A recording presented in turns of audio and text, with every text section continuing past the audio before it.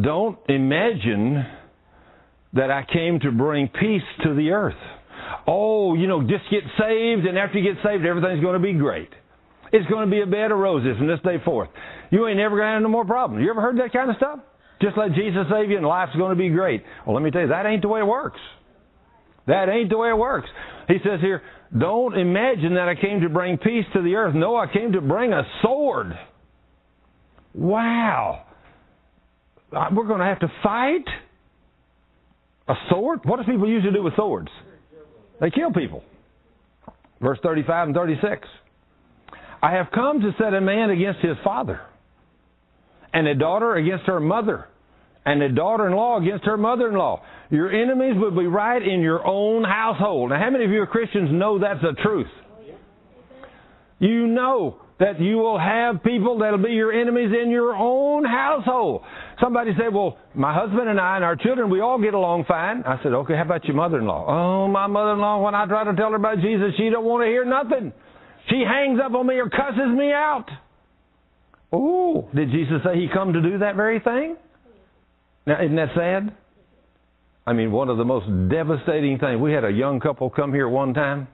They had a beautiful little girl, and she was dying, and the man had a sickness, and we found out what their sin was. I spent all afternoon with that couple.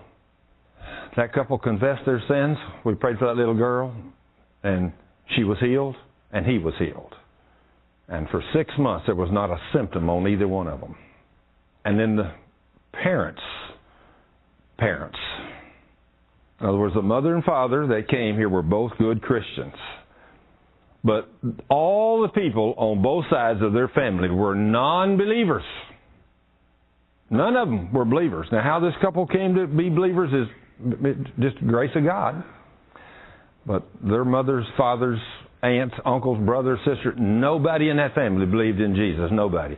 And so whenever they came here and was prayed for, and the little girl was healed, and the daddy was healed, I mean, for months now the little girl's back in school, everybody's going good, but the family.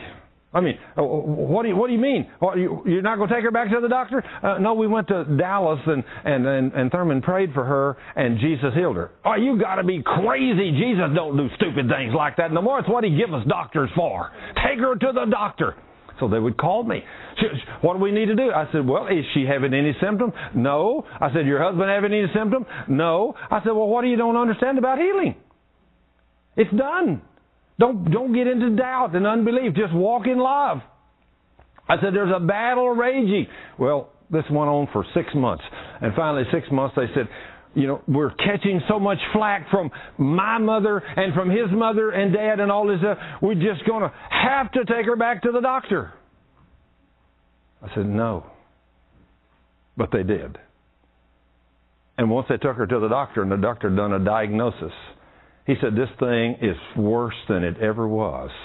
And within a matter of days, the little girl was dead. Dead.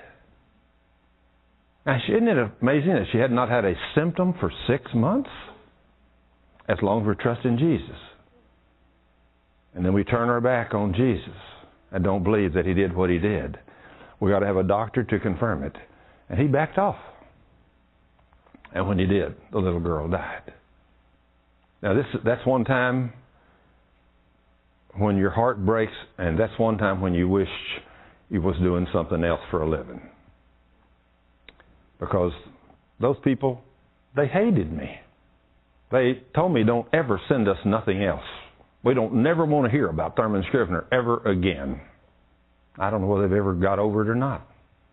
But was I the culprit? No, I just told them what the Word said and prayed the prayer of faith for them, watched Jesus heal them. And then, because father and mother is against them,